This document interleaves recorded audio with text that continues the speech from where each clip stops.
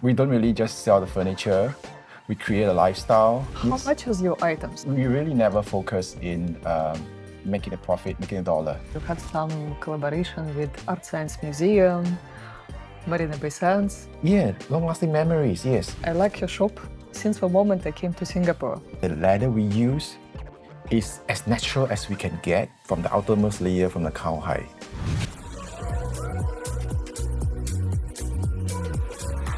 So today I'm gonna up for you one of my most preserved secrets where I usually buy these unique pieces for my office, my home. I wanted to keep it for myself, but the good things always must be shared. And this is Jerry, my friend, who always consulting me which items to choose, which items to buy. And to be honest, in this place, you can always find the most unique things.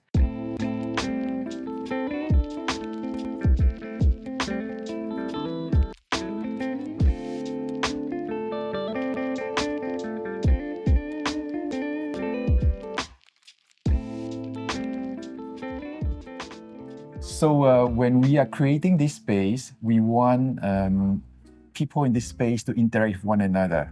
So rather than a usual way of like a 3-2-1, we have multiple armchairs in different locations which they are able to interact face to face. So this is the whole idea of interaction corners for people to have a more intimate meet-up, gatherings, conversation. Okay, but you sell all of this, right? Yes. This is our signature Buckingham. This one? Chesterfield, yes.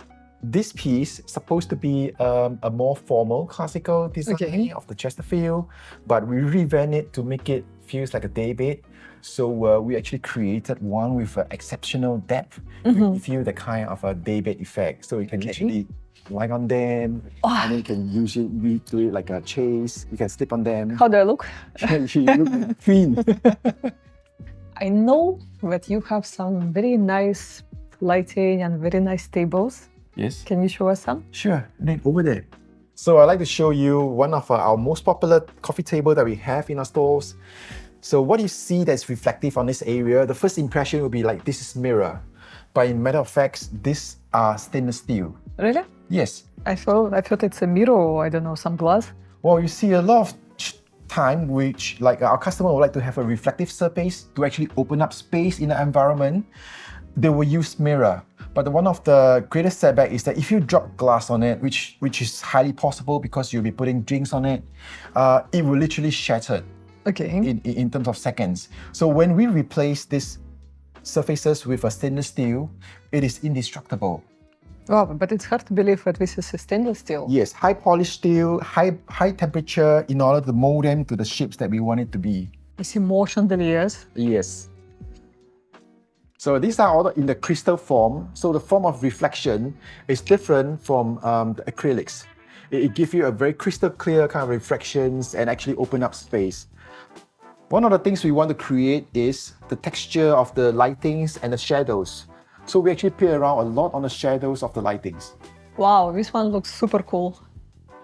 This is a more of a fusion. It's a combination of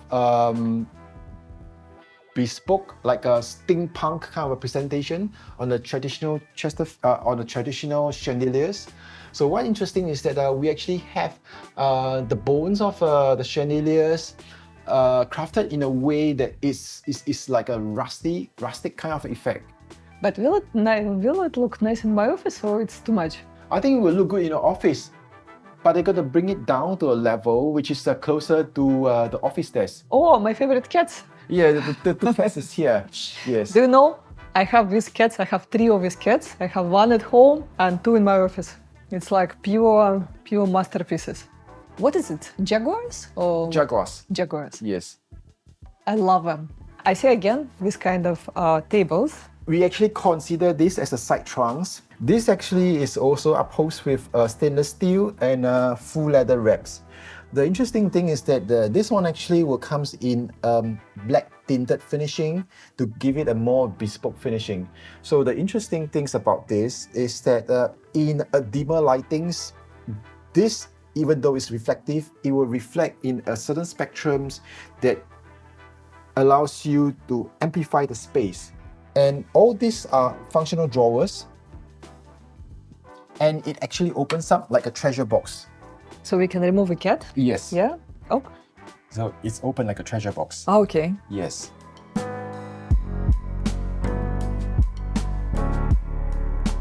Wow, here like one of my favorite areas here.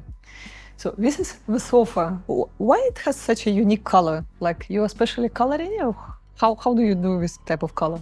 Yes. Interestingly, when in the past, where the blue leather is after the tannery, it looks like blue.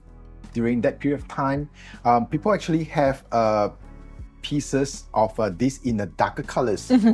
So due to the limitations in the tannery process, the color actually runs. So the interesting thing is that when people see some aged pieces where the color runs, they just simply fall in love with a more seasoned piece than a new piece. So you want to tell me that it's not artificial coloring? You want to tell me that it's natural? People like this natural rub-off effect. So we recreate this by doing the same process in a more expedite ways, which really rub off the color from the leather. What kind of colors in general can you do? Imagine if I want in some kind of different colors. What kind of colors do you have? Brown and burgundy, various shades of brown. So these are more the popular colors. It can be in a matte finishing, it can be in a shining finishing. So these are the leathers that's available. But of course, we can go fancier into colors like pink, purples. Pink, purples? Yes, green. You know, I think your favorite color should be green. No, actually dark blue. Dark blue? Yeah. Yeah, we have the turquoise blue, the Caribbean blue. The dark blues is over here. Dark blues and like a turquoise. Yeah, these are of a more vibrant colors. Okay. So basically you can do any color I want. Yes. I think any colors is all available. Yes. Wow, looks cool.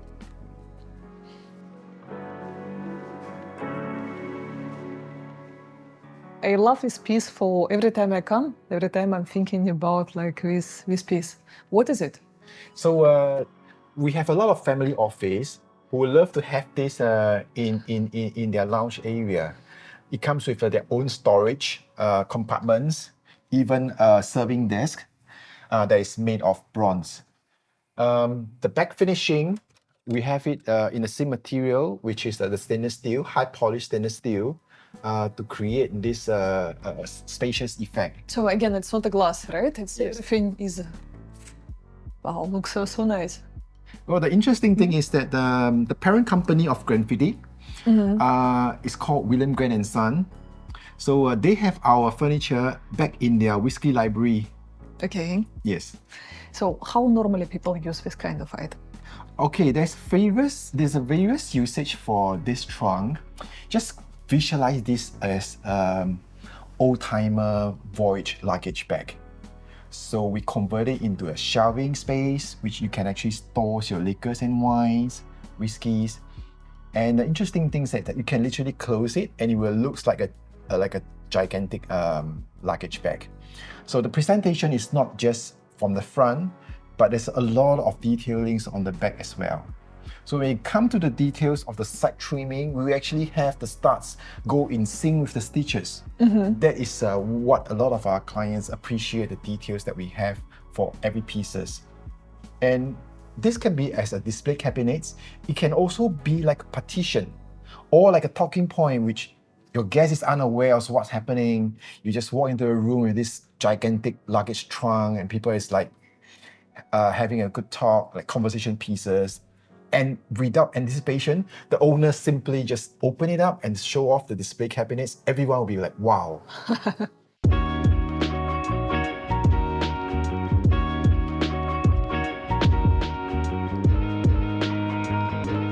Big thank you for inviting. I'm very glad that today you're making your time to do interview with us. Can you tell us more about the Locus Habitat? Like, what basically Locus Habitat is about? What do you do? What kind of products? Actually, it's about creating bespoke locations like lounge to have people enjoy the pieces back in their homes and even office areas. But what kind of furniture? We are specialized in full grain leather. full grain leather in terms of the outermost layer from the crown height. A lot of times where you actually get to experience leather, mostly will be over-processed. So the grains on the surface is all artificially enhanced. So we don't really have those over here. This is all about the genuinity of the leather, the texture they touch, you're actually experiencing the real thing. And most importantly, this piece actually grows with you. The longer you use it, it's more conforming to you, it's comfier when you actually use them. How long Locus Habitat was on the market? Oh, we have been around 20 over years. 20 over Yes, we just celebrated our 20 years anniversary, like 2023 last year. Yes. 20 years. 20 years. So what was the inspiration behind this company? So you see, like, we don't really just sell the furniture. We create a lifestyle. We create moments which to be there important times, be it in the office where they sign important contracts, having the important handshakes, to celebrations, maybe the grandchildren or the sons' birthday parties, and our pieces are there to share the moment with them. So it's not only about the furniture itself, right? It's about creating the memories. Yes. To us, it's not just like a piece of furniture. It's able to do wonders. So we will actually be assisting our clients to create ambience from the lightings, shadow creations, and their lifestyle. So let's say, for example, like we'll try to understand how many people actually uses the space, what are they being used for, and from then we reverse engineer to try to pick up the bits and pieces, and then we actually come up with a proposal to craft that area for them. We have customers from a wider spectrum, both commercial and residents, from family offices to GCBs. So we have like politicians, we have like ministers getting from us. So yeah, this is our group of customers. But of course, not forgetting like people that have a passion for leather, so they can come from all walks of life. Yes. Me personally, I like your shop since the moment I came to Singapore, and I know all the shops in Singapore. Mm-hmm. Yours is one of my top favorites. Because to be honest, I like the things that are very unique. I like the things that are very special. And in Singapore, it's so hard to find this kind of things. And to be honest, I swear, like your shop is always like your lamps that I also have in my office. So I love it, you know, the selection of things you're doing here, the furniture, the lighting, the carpets, all these kind of small things I never seen anywhere in Singapore except of you. So where you normally source, do you produce it in Singapore? Do you source it from Europe?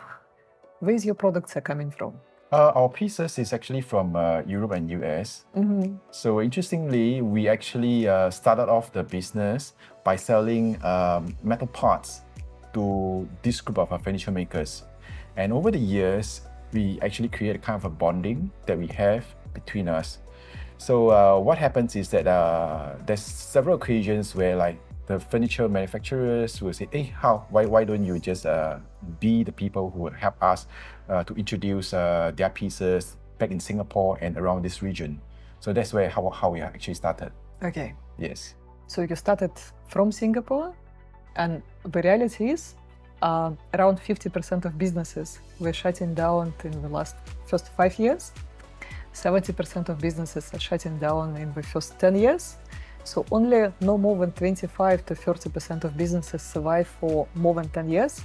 So the business that we were able to survive for 20 years has a lot of precision, endurance, and has a lot of chance not only to survive, but to strive. I think what we have done right to survive is that we really never focus in making a profit, making a dollar. So our main focus when a customer comes to us is about helping the customer solve the problems that they have or the issues they want to overcome, especially room creation, space creation, ambience creation. So that's where we're coming from. And the interesting things that we do is that we always listen to feedback from customers. So all the way to the minor details on all the challenges that they have. So while we actually gather samples of our customers' feedback, we are able to fine-tune our directions and our focus in correcting ourselves when things somehow derail. So I think that's the most important lesson that we gain like over the years, how we are still surviving. How much is your items? Our prices for the items, like a 3-seater, like on average, would be like about $5,000-$6,000. Some of the bigger pieces would be higher end, like a higher price. It wouldn't be like, over the roof. So we try to keep it like in a way that majority of the people who really appreciate the material will come to us to get the pieces from us. We are not talking about the branding, we are not talking about like high street price. So we try to make it really affordable for normal people who actually have appreciation for the leather that we use, the kind of upholstery that we have. Yeah, don't let the price stop you from getting our pieces. You're speaking about sofa, and Yes. I understand that it's your passion. But for me, your shop is not only about the sofas, because every time I come, you have so many beautiful carpets, you have so many beautiful lamps and lighting and all these kind of things, which look very expensive, but to be honest, like the prices are quite affordable. In my opinion, maybe I don't know something, but you have the most unique carpets I have seen in Singapore. Yes. I have your carpets at home, in the office, like everywhere. So we actually get the design of the inspiration, the carpets. We started off using antique maps. So we feel that the maps actually tells a lot of stories when it comes to the presentation.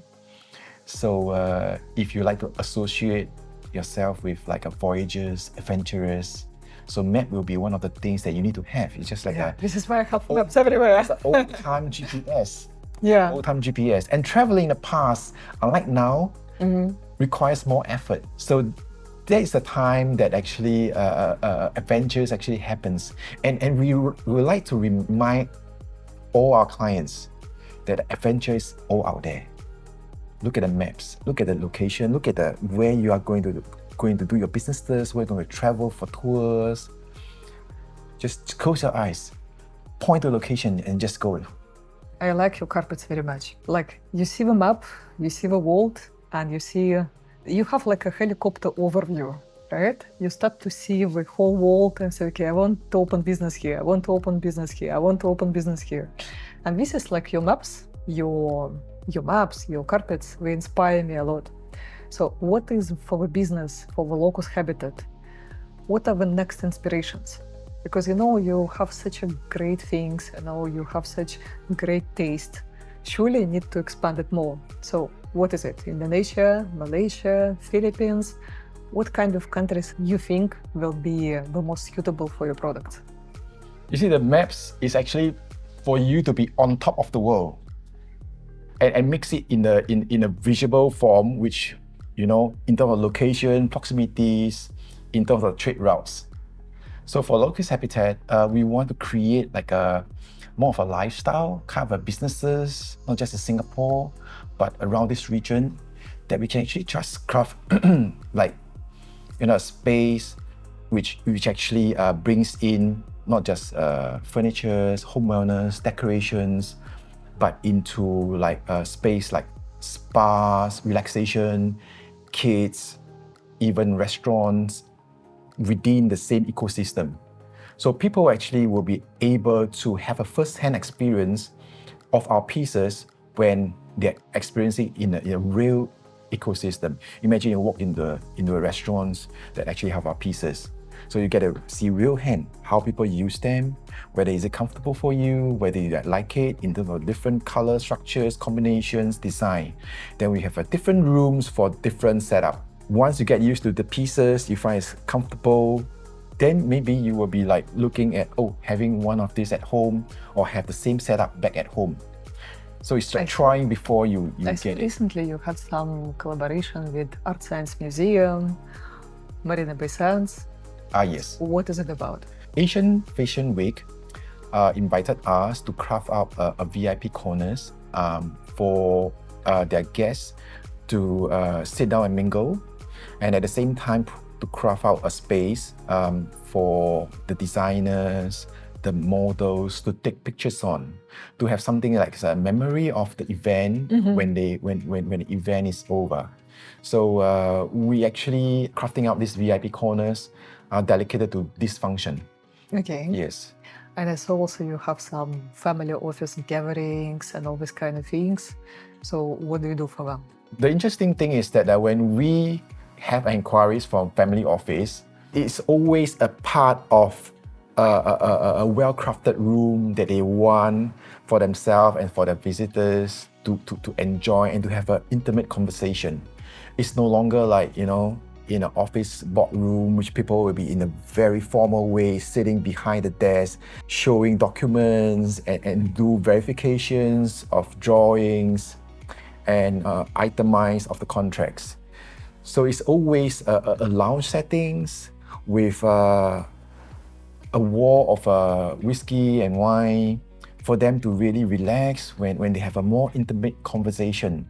This is what we often see in especially family office that actually require our pieces.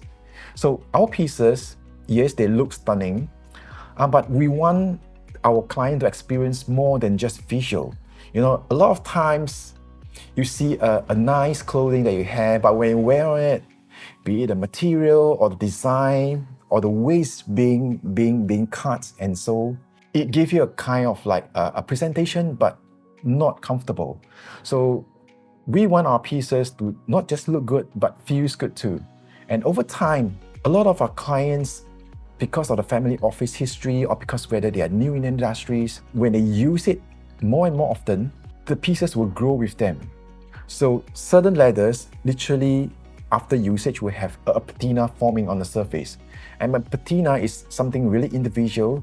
It's actually conforming to your lifestyle, where you literally touches and it gets softer and it gets smoother and shinier. So this is what our customer is looking forward when they own our pieces. Long-lasting memories. Long-lasting memories, yes. And some of the new startup, interestingly, they also want our pieces because they are new to the industries. So they want to have the kind of impression when the guests visit them to have a long history in the business. So they will use our pieces in a way we can create leather that have this vintage age look that makes it really seasoned.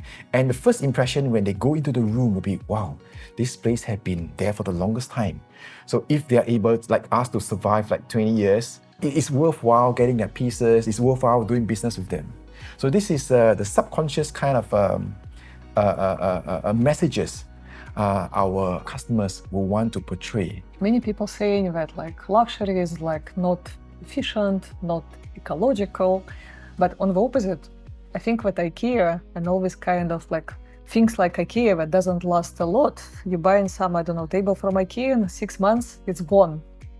Speaking about your items, right, your sofas that can last for a lifetime, I think it's much more sustainable in a sense. What do you think? What is your experience? We actually use more organic materials. Like the leather we use is as natural as we can get from the outermost layer from the cowhide.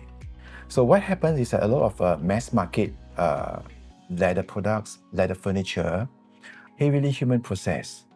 As in those finishing, especially on the surface, is actually done with synthetic rubber in order to create the kind of perfect finishing on the leather, which doesn't exist.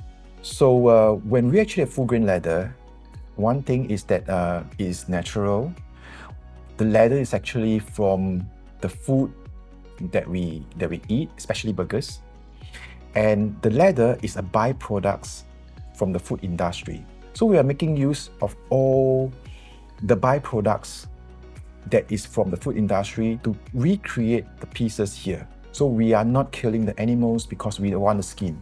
There is actually certain eras which people uses animal fur. So we're looking at sustainability, but byproducts from the food industry to recreate the pieces that we have.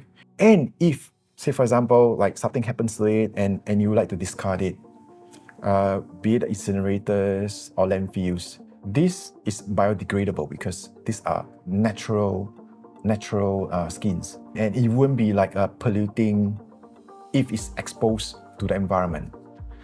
But if you're actually using like leathers like a synthetic PVCs, those are plastics. it works the same as the straws.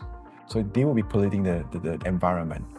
And it's going to be there for the longest time. They may disintegrate into microplastics. So we try to differentiate ourselves by be more sustainable in our material sourcing.